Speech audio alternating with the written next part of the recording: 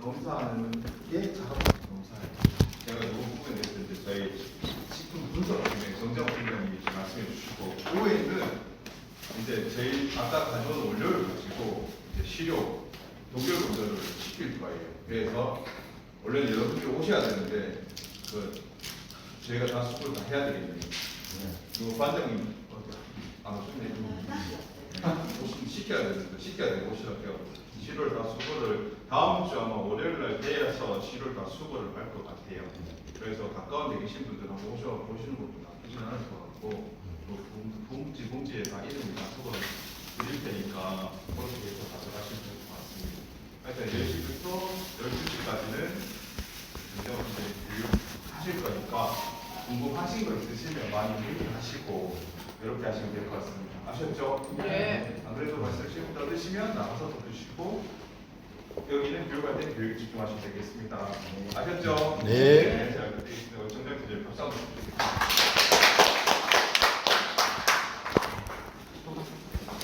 네, 안녕하세요. 저는 방금 소개받았던 바이오 산업연구원의 분석검사팀에 근무하고 있는 정장호라고 하고요. 그리고 저희 분석검사팀에서 하고 있는 업무는 설명드리고 있다가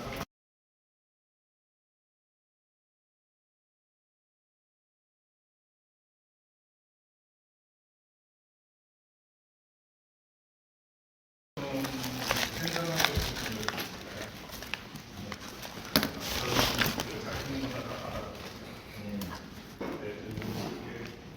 식품을 제조 생산하고 유통 판매를 하기 위해서는 검사를 필수로 검사를 완료해서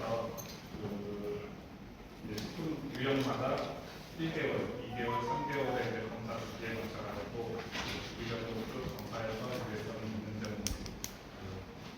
검사 결과를 보고 판매를 하셔야 되는 부분이라서 그 부분에 대해서 이제 간단하게 설명을 드리고 그다음에 따라 봤을 때 검사의 것들에 대해서도 예시를 보면서 한번 설명을 드리도록 하겠습니다.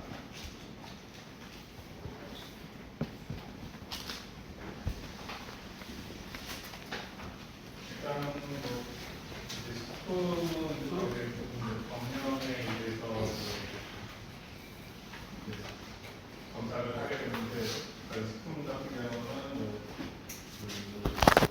서울에서 안전성과 안전성을 수산을 말씀하고 있는 거고, 농축산물의 생산부터 수확, 방법이나 제조노동, 그리고 유통 판매까지 해서 조리하는 것도 소비자까지 가는 과정을 전체적으로 검사를 진행하는 것을 말합니다.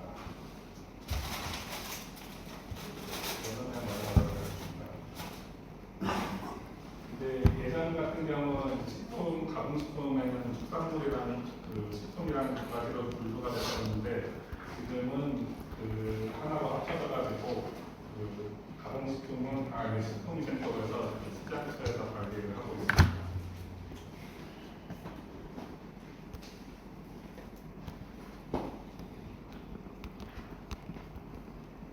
식품위생법은 이렇게 총생 식품위생법들은 하위를 갖고 시행령과 시행규칙 이런 법령으로 나눠져 있고, 이거는 식품의약품 안전처 홈페이지 들어가시면은 그 법령을 다 확인하실 수가 있습니다. 그리고 잘 아시다시피 식품위생법의 주 목적은 미생산, 미방지, 그리고 식품 영양의 질적 향상을 도모하고, 그리고 올바른 정보를 제공하고 국민 보건에 증진한다고 되어 있습니다.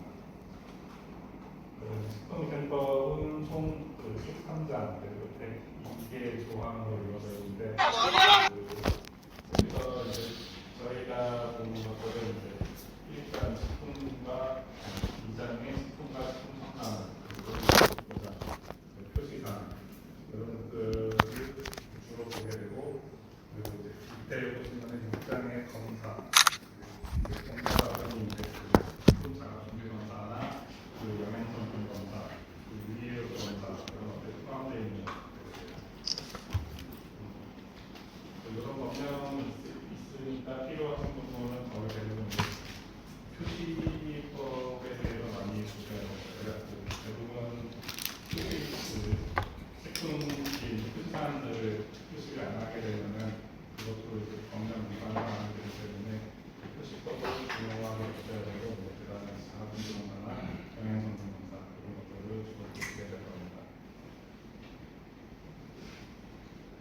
식품의 정의를 말씀드리자면 식품은 의약품으로 섭취하는 것을 제외한 모든 음식을 다 식품으로 보고 있고요.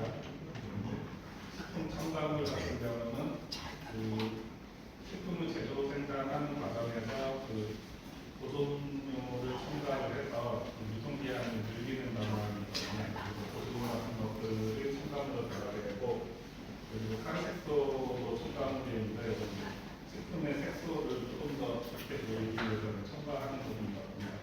그래서 이런 것도 식품 첨가물에 들어가고, 그리고 인류의 이제 아질산염 같은 삶의 이제 보존제를 아질산염 같은 거 첨가하는 부분이 있고, 여러 가지 첨가물들이 있는데, 그 첨가물 같은 경우는 거의 대부분이 검사 항목에 들어가거든요. 모든 항목이 파란색소랑 보존료 같은 경우는 검사를 하게끔 되어 있는데, 이게 전체를 다 검사를 하게 되면 검사 비용이 조금 만만치 않게 들어가는 부분이라서 식품 첨가물을 내가 넣지 않았다고 증명만 할 수 있는 검사를 제외할 수 있는 항목이 있습니다. 그래서 나중에 가공식품을 자가공급 검사 받는다고 했을 때 보존료랑 항색소가 항목에 들어가 있으면 내가 넣지 않았으면 제외할 수 있으니까 제외해서 검사해달라고 요구를 하시면 될 것 같습니다. 그리고 기구나 용기 포장 같은 경우도 검사 대상이거든요.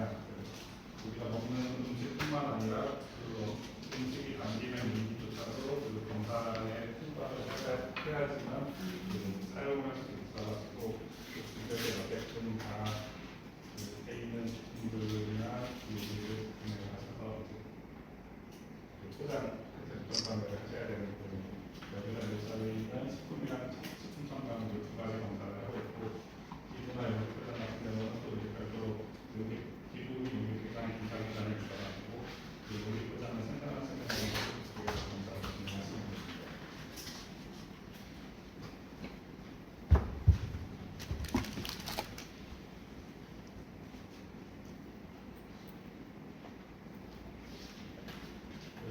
영업이라는 주제는 다 아시겠지만 유통관리하는 그런 과정에서 영업이라고 하고 있고, 영업자는 여기 나와 있듯이 법 제37조 1항에 따라 가지고 영업 승부를 하는 자를 사업자 등록을 한다라는 영업자라고 하지 않고 사업자 등록증을 내고서 별도로 영업 신고를 하셔야 되거든요.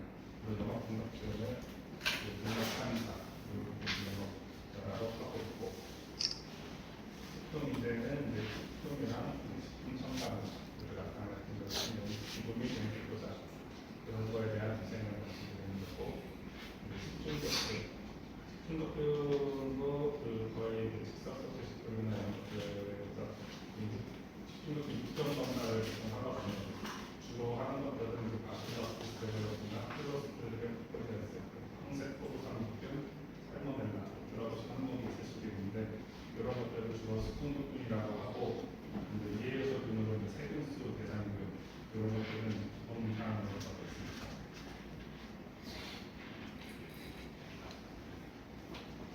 식품 검사로서 이제 식품 기준 규격에 대해서 잠깐 설명을 드릴 건데, 식품 기준 규격이라는 것은 위에 발생 감염성을 차단하고 안전성을 보장하기 위해서 위에서를 관리하자라는 목적으로 규격을 정해놓은 것들이고, 인체 노출량이 많은 식품에 대한 기준 규격을 별도로 설정을 해서 기준 규격 이하로 검토를 돼야지 사각형으로 한것들을 판단을 받아서 판매를 할 수 있습니다.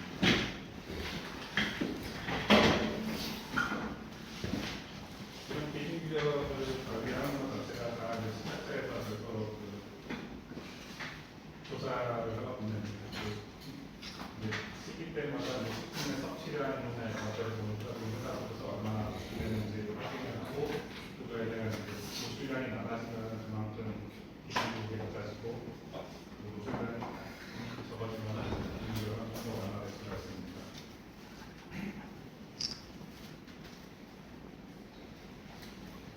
그래서 주로 관리하는 것들은 이제 화학적 요소나 의도적으로 우리가 농약 같은 거 제조 생산하는 과정에서 농약 살포를 하잖아요. 농약 같은 거 살포하는 것들은 이런 것들은 인도적으로 식품이나 노동력 같은 경우를 첨가를 해서 내가 의도적으로 첨가를 하는 건 의도적 화학적 관리가 되는 거고 비의도적으로 분파하는 것도 유기 오염물질 이런 것들이 있는데 하나 예를 들면은 분파미 업체에서 카플린이라는 족소가 있는데 이거 같은 경우는 사과에서 사과 씨에서 발견되는 족소거든요. 내가 사과 씨에다가 카플린을 우선 뭐 의도적으로 할 수 있는 게 아니라 이거는 이제 그 사과가 썩으면서 그 씨에서 그 족소가 생성이 되는 과정에서 카플린이라는 것을 생성했다 되는데 이렇게 비의도적으로 생성되는 항목들이 나와 있습니다. 생물학적으로는 아까 말씀드린 중독균이랑 세균이나 이런 것들이 들어가는 것들이고 물리적으로는 이물 검사랑 압착감으로 이렇게 있는데 저희가 검사를 하면서 주로 부적합이 나게 되는 경우가 그런 세균수에서 거의 80% 이상의 세균수 검사에서 부적합이 나거든요. 모든 식품을 생산하는 과정에서 항상 청결한 장소에서 생산을 하셔야 되고 식집이나 생강 같은 거를 다룬다면 이런 것들은 사용자들의 크기나 이런 것을 제거하기가 좀 쉽지가 않거든요. 그래서 그런 것들이 제거가 덜 된 상태에서 제품 생산을 하려면 균이 그대로 남아있기 때문에 세균수에서 부착하게 되는 경우가 꽤 많이 있고 그리고 대체적으로 건강원에서 농업용이나 흡연 소스 이런 거 직장 과정에서도 청결 관리가 제대로 안 돼가지고 부족한 감염 경우가 굉장히 많습니다. 그래서 항상 깨끗하게 주변 시설이나 내손이 아무리 깨끗하다고 해도 장갑을 안 끼면은 사람 손에서도 땀에서도 균이 많이 나오거든요.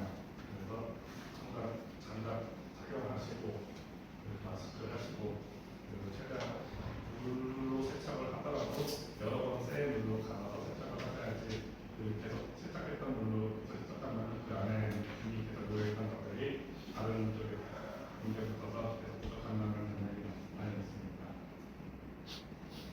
두 번째로 많이 나는 부적합이 이물에서 부적합이 많이 나는데 그냥 보통 이물에서는 부적합이 나지 않아요. 기본적인 인물에서는 여기 나와 있듯이 물이나 금속으로 아니면 날파리나 파리 이런 것들이 혼입되는 경우가 종종 있는데 이런 경우는 특히 드물고 주로 나는 것들은 근속성이 있는 검사에서 부족함이 많이 나거든요. 가루로 분쇄하는 것들에 대한 쇠가루 처리가 제대로 안 되면 쇠가루에서 부적합이 종종 많이 나오고 있습니다. 그래서 딱딱한 재질의 그런 물질을 분말하는 때는 색깔로 기준은 잘 확인하셔야지 부적합이 나는 것을 조금 감지를 할 수가 있습니다.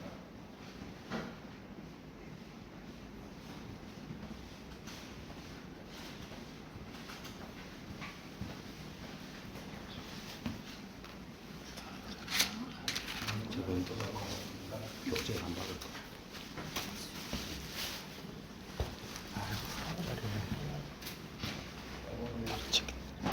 식품 같은 경우는 방송들 네트워크 식품 같은 경우는 생명이 발육되는 과정을 그런 멸균 처리를 해야 되는데 멸균은 120도에서 5분 동안 멸균을 해야 되는데 시간을 제대로 안 주고 하면은 균이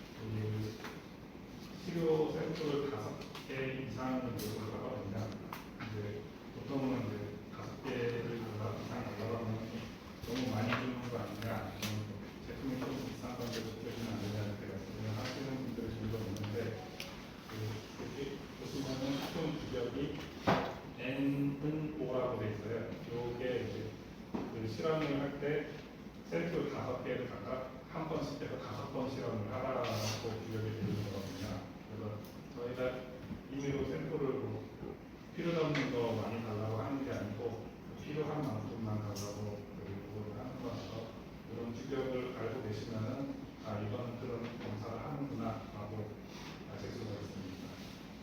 그래서 이 N은 그 치료 개수, 그리고 C는 그 규격에서 밑에 거 제일 밑에 거 말씀드리면 C는 1이라고 되어 있는데 그거는 이제 그 적합에도 허용해주는 범위거든요. 원래는 황색포도 한국인은 그래서 스몰엔 그 10마리 이하가 나와야지 적합 판정을 받을 수가 있어요. 근데 N5 하면서 라지 N을 도입시켜가지고 10마리부터 100마리 사이까지는 C1 한 번은 받겠다. 다만 라지 N을 넘어가면 그건 바로 처리를 하겠다라고 하는 뜻이에요. 그래서 5개 검사를 했을 때 그 1마리, 2마리, 5마리, 6마리 그리고 15마리 이렇게 각각 나왔다고 치면은 그 4개의 시료는 10마리 이하를 나왔고 하나의 시료는 라지에과 스몰엔 사이가 나왔으니까 적합 판정을 겪는 건데 그 라지에 스몰엔 사이가 20이랑 30 두 개가 나왔다 하면은 그 C1을 넘어서는 거니까 무적합 판정을 받게 됩니다.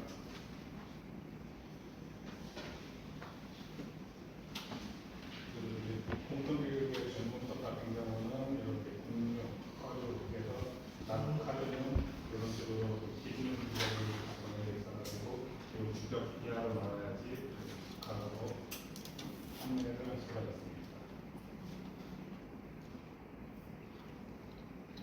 이거는 아까 말씀드렸던 그 곰팡이 독소에 대한 규격으로 정해져 있고 여기 곰팡이 독소 중에서 총 아플라토신이 총 B1, B2, 지원 지표라고 해서 총 4가지 한국에 있는데 이 중에서 B1 항목이 가장 독성이 강해가지고 그 B1은 별도로 시행해야 된다고 별도로 규격을 정해져 있습니다.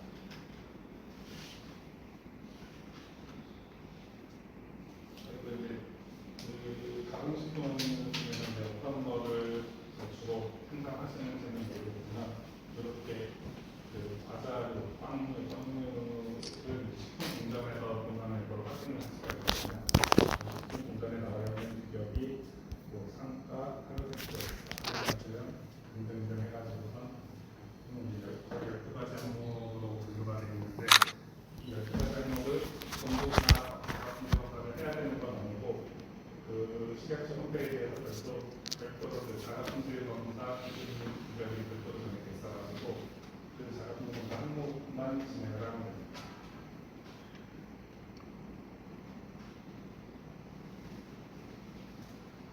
그 자가품질 검사에 대해서 계속 말씀을 드렸었는데 이 자가품질 검사는 식품위생법 31조에 따라가지고 그 검사 의무화가 돼 있어가지고 진행을 하는 거고 그리고 자가품질 검사 앞에 자가라는 말이었거든요. 자가라는 말은 어쨌든 품질 검사를 내가 직접 한다라는 뜻이거든요. 그래서 그 영업장에 검사할 수 있는 시설이 지어져 있다면은 그냥 검사 기간에 맡길 필요 없이 내가 자가로 검사해서 검사 결과만 잘 보관해서 정리만 잘 해주시면 그게 자가품질 검사가 되는 겁니다. 근데 자가품질 검사를 하기 위해서는 필요한 장비나 기구 그리고 전문가 이렇게 필요한 사람이 많기 때문에 장비만 해도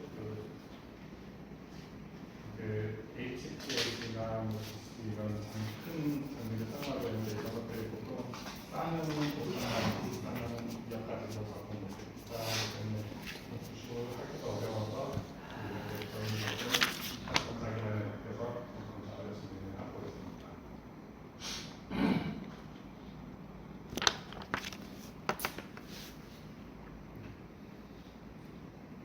아까부터 몇 번씩 말씀드렸지만 자가품질 검사나 제조하고 하는 영업자가 그 규격에 맞는지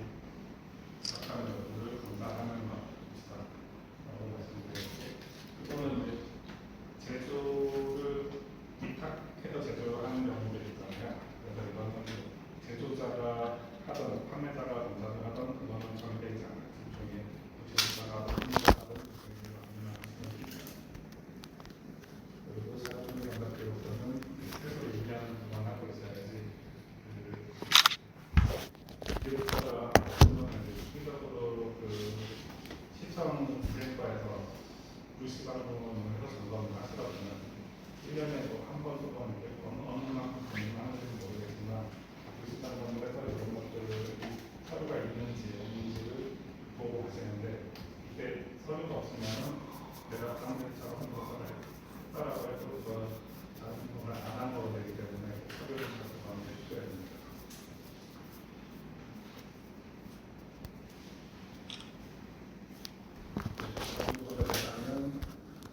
거의 모든 직종이 다 대상이 된다고 생각하면 되는데 해외에서 법이 강화가 되고 있기 때문에 예전에 또 자가분야공사가 예전에는 1개월, 3개월, 6개월 넘게 있었는데 지금은 거의 다 강조해서 1개월, 6개월, 3개월 이렇게 추가가 오거든요. 검사 항목도 많아지고 관리해야 되는 것도 점점 많아지고 점점 직업이 강화되고 있다고 말씀드립니다. 식품 첨가물 같은 경우는 그걸 누를 때 그럼 식품 첨가물을 공급하는 회사에서 만든 자원봉사도 바뀌었습니다. 그런데 또 첨가물 검사기관에서 검사하는 게 있긴 있는데 그건 구매를 해서 쓰신다는 건 그거는 별도로 그냥 생각 안 하시고 구매하셔서 쓰시면 되고 다만 확인을 하셔야 될 거는 보존료나 카르텍스 같은 경우 첨가를 하실 때 기준이 정해져 있거든요. 그래서 그 기준 계산을 하셔가지고 그 기준 이하로 나오게끔 넣어주셔야 돼요. 너무 많이 나와서 기준이 넘어가게 되면 격차가 있으니까 사용하실 때 사용량을 조정해야 시장에 용기 기구기 용기니까 저희도 우리가 검사해야 돼. 그거는 구입 안 돼서 구입하는 거는 다 검사에서 나온 것들 보장하시는 거니까 이거는 생산자만 하시는 거예요. 식품 생산자는 식품 검사, 용기 포장 생산자는 또 용기 포장 검사 이렇게 생산자들이 하시면 됩니다.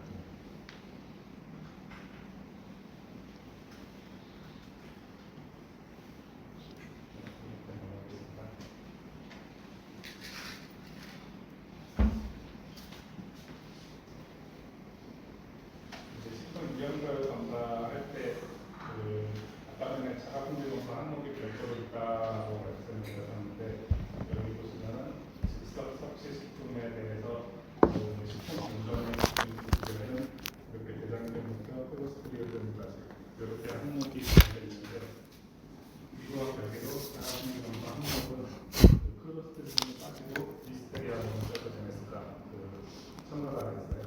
그래서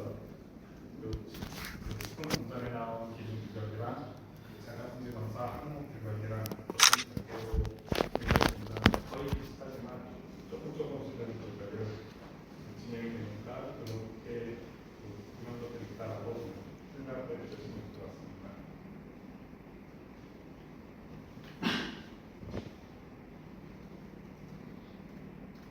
그리고 이제 소스 같은 경우는 검사 항목의 대상균이라는 검사 항목이 있는데 이거를 장기보존식품으로 그러면 이제 냉동식품일 때 장기보존식품이라거든요. 그러면 냉동 규격이 또 별도로 정해져 있어요. 그래서 지금 보시면은 식품 위험의 검사 항목은 스몰N이 열마리고 라지N이 열마리잖아요. 그리고 장기보존식품의 대상균은 스몰N이 열마리고 라지N이 100마리. 이렇다면은 장기보존식품으로 검사를 하는 게 좀 더 유리하시잖아요. 좀 더 규격 범위가 넓으니까.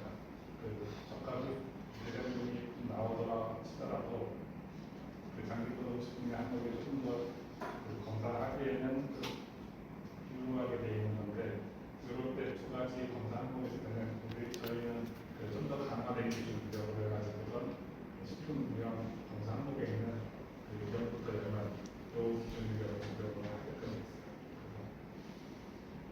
그래서 모든 강화된 규격을 사용한다고 생각합니다. 아까 말씀드렸다시피 이게 검사 주기가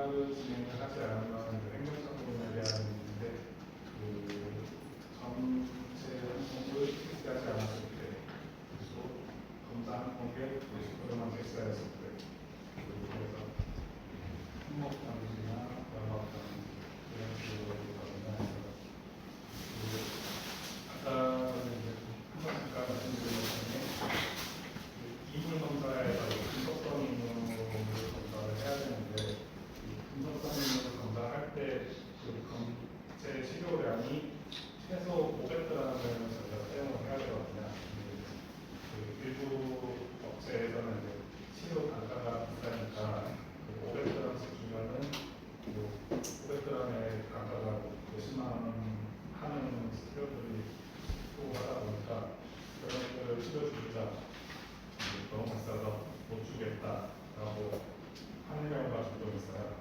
그러면 저희는 검사 수요가 없으니까 분석성인이라는 검사를 할 수가 없잖아요.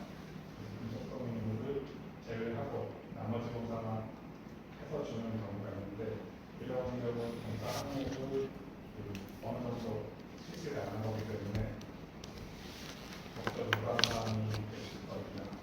그런 것들 아무리 시도가 비싸다 하더라도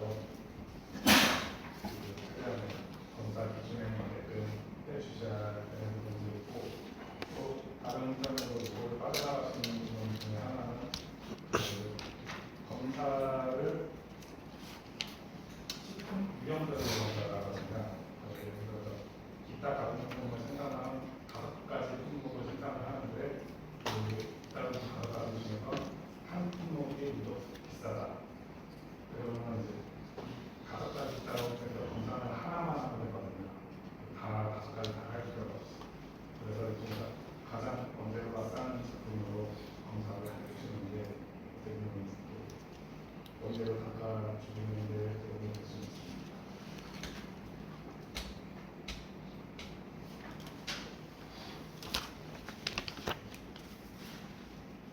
여기는 이제 검사를 실시하지 않았을 때, 근데 이거는 이제 부적합이 났을 때 상황이거든요.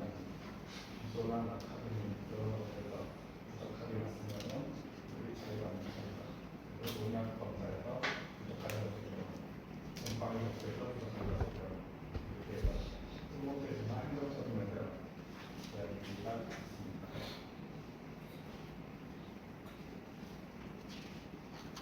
사람부정사에서 궁금해했던 사람들에 대해서 몇 가지 조사를 했었거든요. 제일 먼저 식품은 일정 기간 제조하지 않았을 때 이럴 때는 검사를 어떻게 해야 되냐. 보시면은 일부 업체들은 한 번에 대량 생산을 해서 그 기한이 길게 2년짜리라서 한 번 생산에 거의 2년 동안 하려고 대량 생산을 해놓고서 판매를 하시는 분들이 있는데 이런 경우 이제 검사 주기 3개월마다 검사를 계속 해야 되냐 이런 이야기가 좀 있었는데 검사하는 주기는 검사를 유예하는 시점이 아니고 제품을 생산하는 시점이 되거든요. 그래서 오늘 제품을 생산을 해서 2년 동안 할 거다 하면 그냥 한 번만 검사하고서 2년 동안 팔아도 문제가 되지 않습니다. 유통기한 내에만 판매를 한다. 그런데 이제 조그마한 표로 나오는 것처럼 검사 주기가 2개월인데 2개월로 가정했을 때 1월 13일 날 제품을 생산을 했어요. 제조일자가 1월 13일이 되면 다음 검사 주기는 3월 2일이 되거든요. 그런데 성적서 유효 기간은 1월 13일부터 3월 22일까지이기 때문에 그 이후에 3월 12일 이후에 제품을 생산하지 않고 5월 26일에 생산을 했다면 3월 12일에 검사를 하지 않고 5월 26일에 다시 검사를 진행을 하시면 됩니다. 제조하는 날이 언제냐에 따라서 검사해야 되는 시기가 틀려질 수 있으니까 그것도 잘 알고 계시면 되고 최대한 검사 주기가 넘어가지 않도록 저희도 미래를 맡겨주시면은 저희가 검사한 시점을 해서 문자 발송을 해드리거든요. 검사할 때 있으니까 준비를 하시라고 문자 발송을 해드리는데 그 문자 받으시면 최대한 제조일자를 기점으로 해서 넘지 않도록 샘플을 보내주셔서 검사를 하시면 됩니다.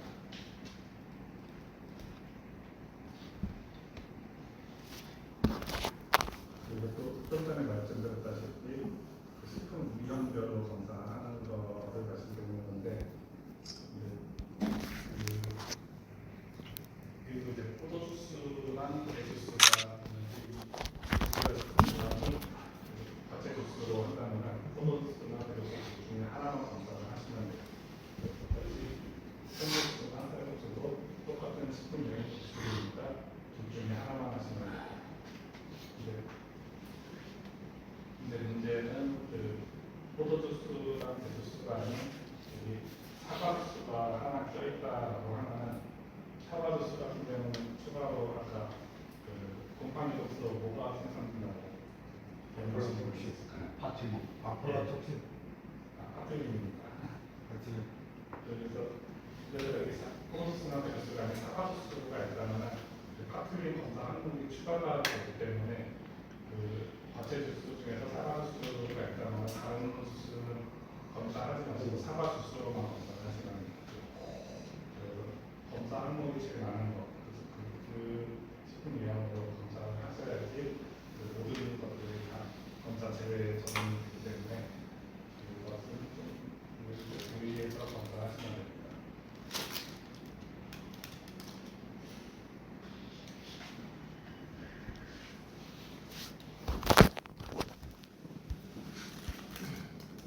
이게 조금 방금 말씀드렸었는데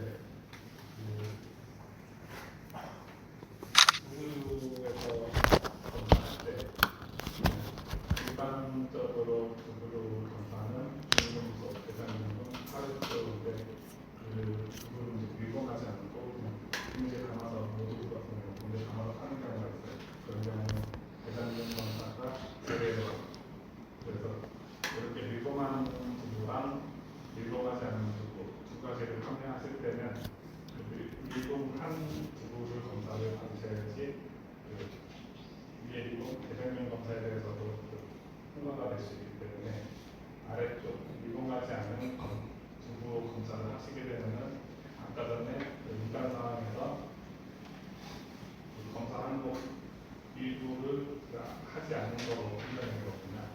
그래서 대부분 있다면 이쪽에 있는 거로 선택해서 검사를 진행해 주셔야 됩니다.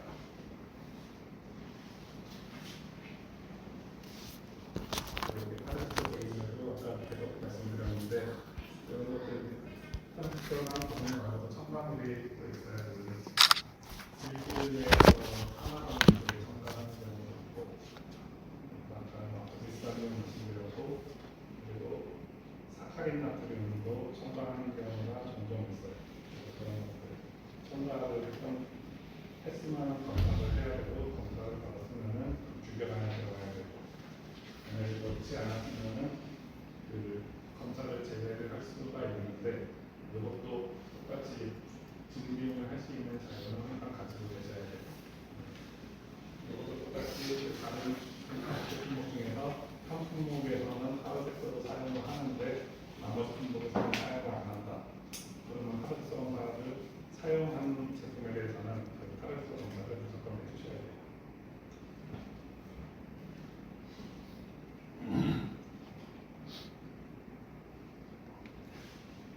벌크 제품 같은 경우는 한 크게 뭐 100kg, 200kg 밖으로 판매하는 경우가 간혹인데 이런 것들도 그 통째로 저희는 그 완제품 상태로 검사를 하는 게 그 일반적인 기준이기는 하는데 그렇게 100kg 스테로, 200kg 스테로 같은 저희가 초과해 올 수가 없잖아요. 이런 것들은 멸균점이나 이런 데다가 그 오염되지 않도록 체크해가지고 검사를 진행할 수가 있고 원재료에 대한 작업도 아까 전에 뭐 다른 사원 그 첨가물 같은 거 사와서 이거에 대해서는 그 작업료가 의미가 없습니다.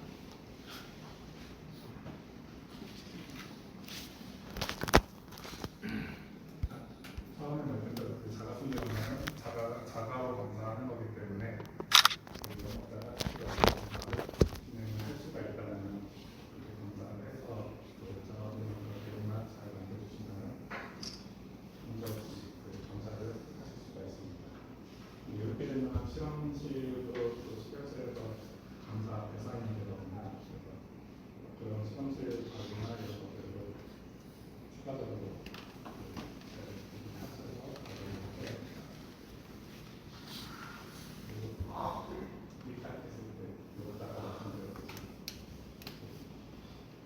제조자나 판매자나 이 하나만 검사를 하시면 됩니다. 그리고 자가품질 검사 항목이 별도로 정해져 있다고 말씀드렸는데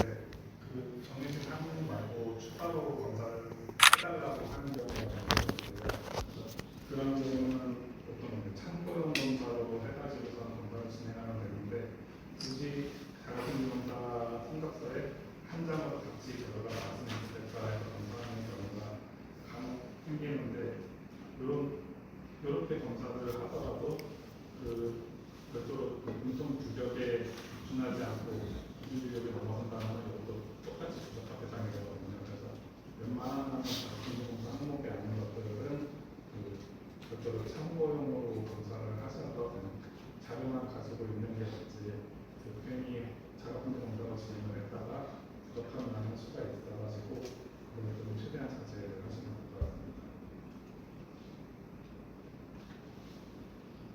그리고 같은 사업장이나 하더라도 1공장, 2공장에서 같은 제품을 생산한다 하면 그건 영업소가 주소가 달라지고 생산하는 주소가 달라지기 때문에 별도로 공장별로 검사를 진행해야 된다는 말씀이고 중소형 제품도 똑같이 식품으로 분류가 되기 때문에 똑같이 자가분리 검사를 진행하셔야 됩니다. 네, 그 자가분리 같은 경우는 2년간 보완을 하시면 되고 검사 기간에 연결을 했을 때는 공시를 하셨으면 검사기간을 해서 성적서를 재발해달라고 그렇게 재발해달라고 하시면 과연 해주니까 기록서랑 누락돼 있으면 검사 받은 기간에 다시 요청을 해서 받아주시길 바랍니다.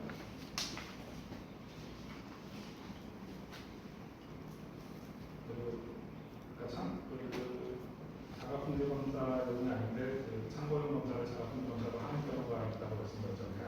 근데 반대로 참고용 검사도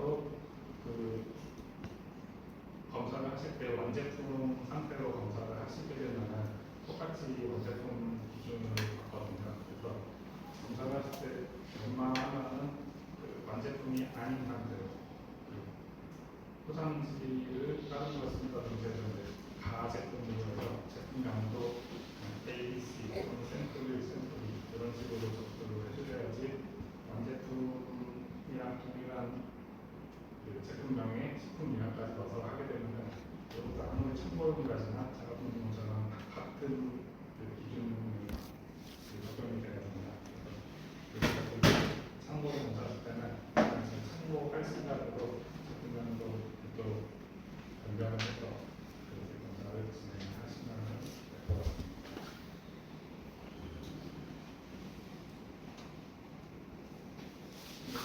이렇게 이번에 자가분리검사에 대해서 간략하게 설명을 드렸고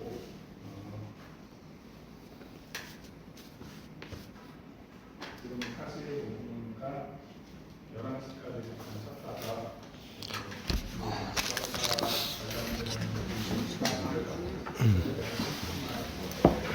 공부해야 돼.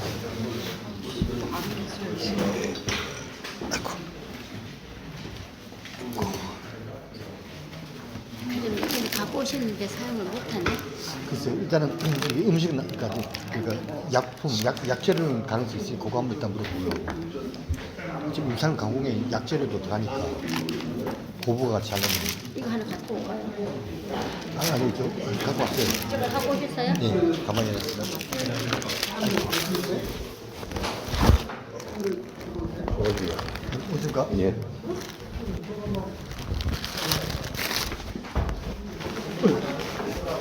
아침마다 좀 좋은 말 좀.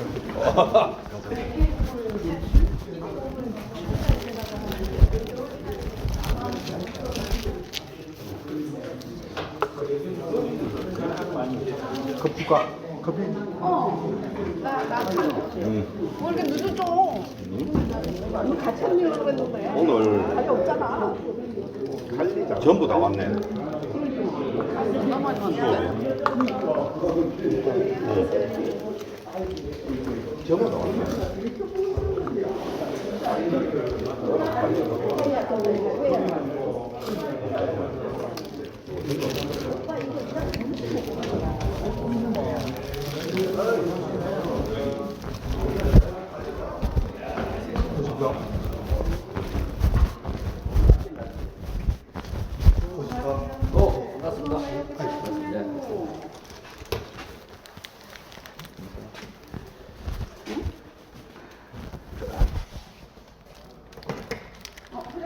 나왔어.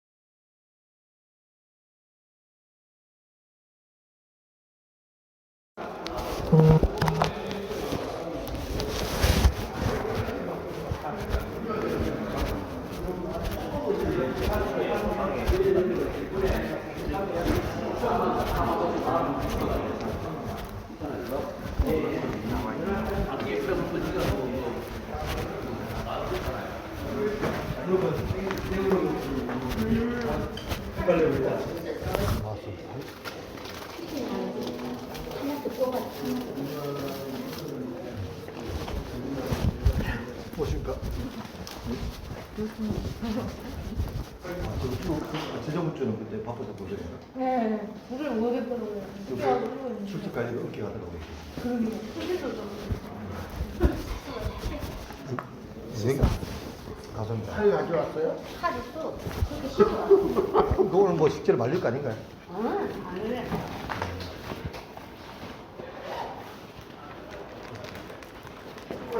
일단 밥 점심 드셨는데. 아, 차에 가서 일단 저기가 칼을 가져와야 되겠다.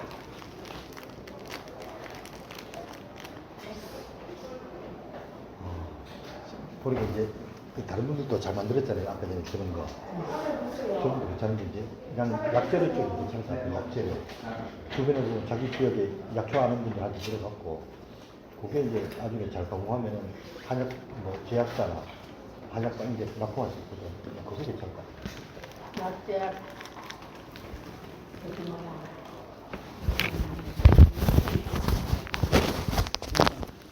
시골에는 그렇게 많잖아요, 나물이. 나무 종류.